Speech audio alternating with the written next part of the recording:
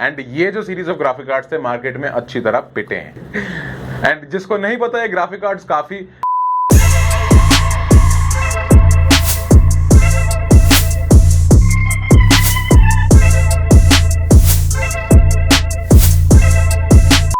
Hello guys, welcome back to Jetlab tech tips. मैं Rajat Dwivedi from Jetlab technologies. यहाँ पर हम आज एक पीसी बिल्ड करके हटे हैं जिसकी वैल्यू है around 1.15 lakh rupees, just under 1.15 lakh rupees, मतलब कि 1,15,000 रुपए के अंदर हम लोगों ने ये पीसी बिल्ड किया है।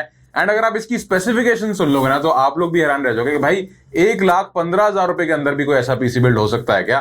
तो क्या क्या ऐसा हमने यूज किया है कि इसके अंदर एक इंटेल का प्रोसेसर है, इंटेल का ग्राफिक कार्ड है और हाँ हाई एंड है सब कुछ, मतलब i7 प्रोसेसर, 16 जीबी का ग्राफिक कार्ड है, अंडर 1,15,000 रुपए। तो सारे कंपोनेंट्स जो यूज कर रहे हैं सबके बारे में बात करेंगे, लेकिन एक छोटे से इंट्रो के बाद।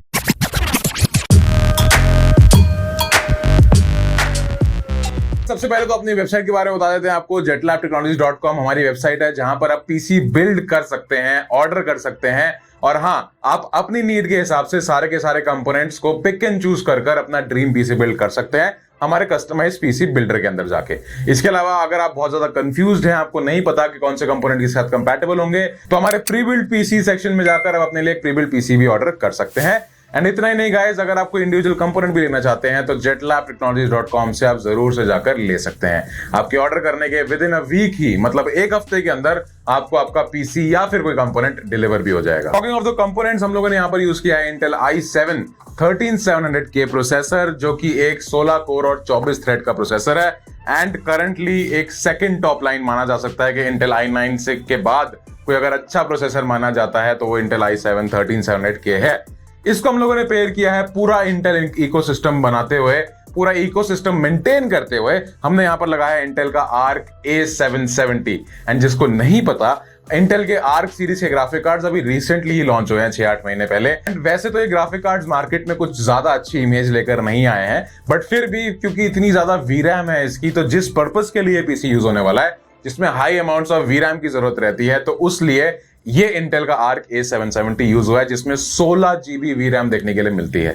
इतना ही नहीं गाइज, ये जो पूरा सेटअप है एक बहुत ही ज्यादा टाइट बजट के अंदर बन रहा था एंड इतनी ज्यादा वीरैम वाला कोई भी ग्राफिक कार्ड करंटली मार्केट में नहीं है जो आपको 1,15,000 के पीसी बिल्ड में मिल जाए। तो इसीलिए एक मेजर रीजन था कि इंटेल आर्क के साथ जाना है। सेकेंडली, गेमिंग को प्रायोरिटी बिल्कुल भी नहीं दी गई है इसमें। अगर करी भी जाएगी गेमिंग तो बहुत कैजुअल करी जाएगी, ज्यादा हाई एंड गेमिंग की आवश्यकता नहीं है, इसीलिए इंटेल का ग्राफिक कार्ड यूज किया है। सारे gaming benchmarks and performance benchmarks पूरे कॉम्बिनेशन के वीडियो के एंड में आपको दिख जाएंगे, तो अगर जिसको बेंचमार्क्स में इंटरेस्ट है वो वीडियो के एंड में जाकर इसको देख सकता है। इसके बाद बात करते हैं बाकी कंपोनेंट्स की। हम लोगों ने यहाँ पर यूज किया है क्योंकि बजट बहुत ज्यादा टाइट था, हम लोगों ने MSI का Pro B760MA Wi-Fi DDR5 variant use किया है। एंड टाइट बजट का मतलब यह है कि कस्टमर को पहली बात तो ओवरक्लॉकिंग करनी नहीं थी, ठीक है, एंड उनको ज्यादा हाई एंड मदरबोर्ड की भी जरूरत नहीं थी। उनको यह था कि एक ऐसा डिसेंट मदरबोर्ड हो जिसमें मल्टीपल डिस्प्ले ऑप्शंस हो जाएं एंड ऐसा हो कि भाई i7 के साथ बॉटल नेक ना करे। एंड मेजरली उनका ये था कि भाई कुछ भी करके एक टाइट बजट है उसके अंदर आपको ये पुल ऑफ करना ही है, तो इसलिए हम लोगों ने यहाँ पर ये मदरबोर्ड यूज किया है। DDR5 वेरिएंट है तो रैम भी DDR5 यूज हुई है। यहाँ पर T-Force की तरफ से आने वाली उनकी Vulkan Z 16 जीबी की सिर्फ एक स्टिक यूज हुई है, clocked at 6000 megahertz. And future में आपकी रैम बढ़ेगी, इसमें 16 जीबी की एक स्टिक तो एटलीस्ट और डलेगी in the coming 1 to 2 months। अब guys, processor we know it is a very hot running processor and this would need a very good cooler to keep it under control.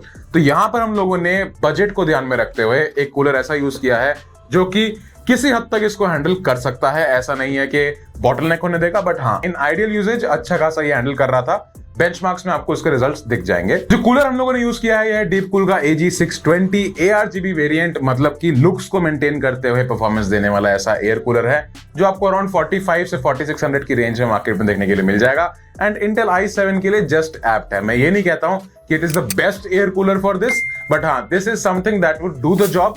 ऐसा नहीं है कि आपको इससे बेटर नहीं मिल सकता।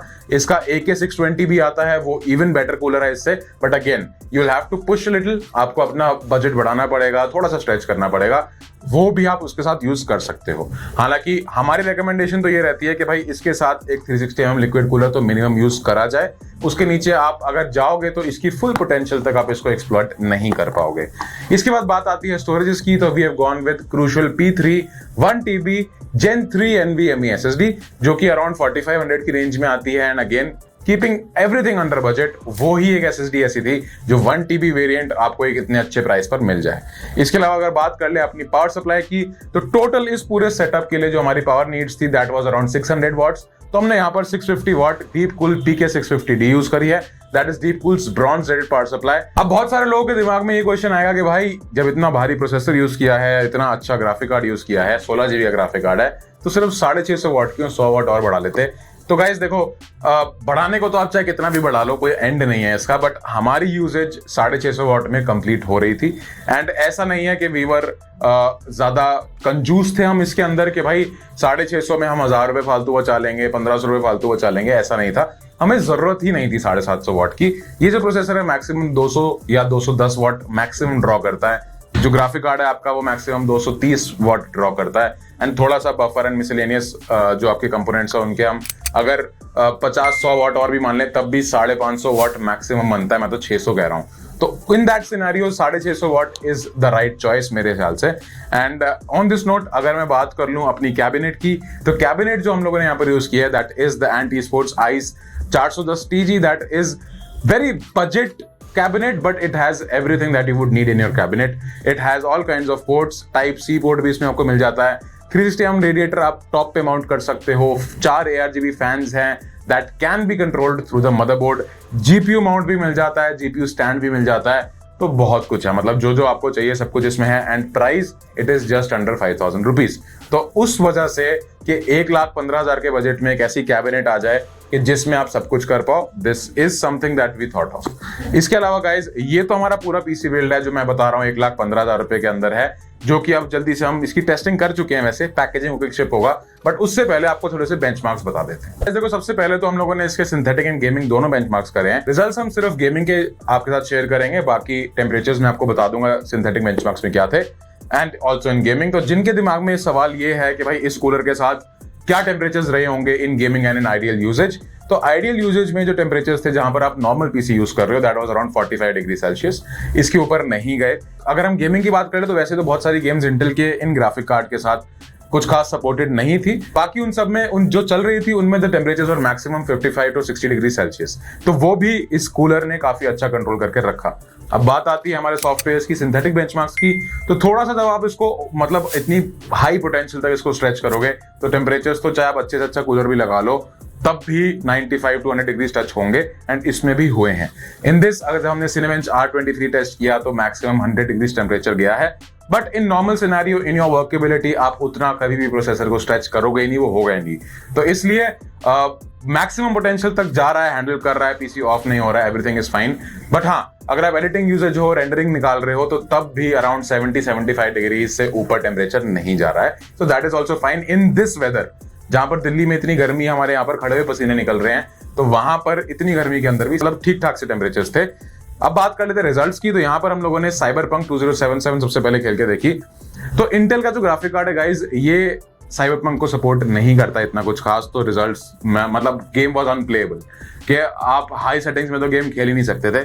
लोड सेटिंग्स के अंदर भी आपके अराउंड 40-50 FPS ही आ रहे थे। तो मुझे नहीं लगता कि that is something of your interest जो आपको समझ भी आएगा कि भाई जब इस लेवल की गेमिंग है तो मत ही बताओ, वैसा वाला सिनेरियो है। जो गेम्स चली हैं मैं उनके बारे में बता देता हूँ जिसमें अच्छी परफॉर्मेंसेज आई है। हिटमैन 3 खेल के देखी हम लोगों ने, जिसमें results were average around 176 FPS and maximum 205 थे। And this I am talking about 1080p full high definition, ठीक है, इन मैक्सिमम पॉसिबल सेटिंग्स। इसके बाद फार क्राई 6 भी खेल के देखी, जो चल रही थी इसमें अच्छी खासी चल रही थी। एवरेज 60 FPS थे एंड मैक्सिमम 81 FPS थे इन high settings obviously. And lastly GTA 5 भी चली है, इसमें अच्छी खासी चली है, जिसमें अराउंड 180 मैक्सिमम FPS ज्यादा दिखे इन हाईएस्ट पॉसिबल सेटिंग्स इन 1080p। तो ये कुछ गेम्स थी जो इस पे चली हैं, जिससे आपको आइडिया लग जाएगा एक तरह से कि इंटेल के ग्राफिक कार्ड्स इन गेमिंग कैसा परफॉर्म करते हैं, जो गेम्स चलती हैं।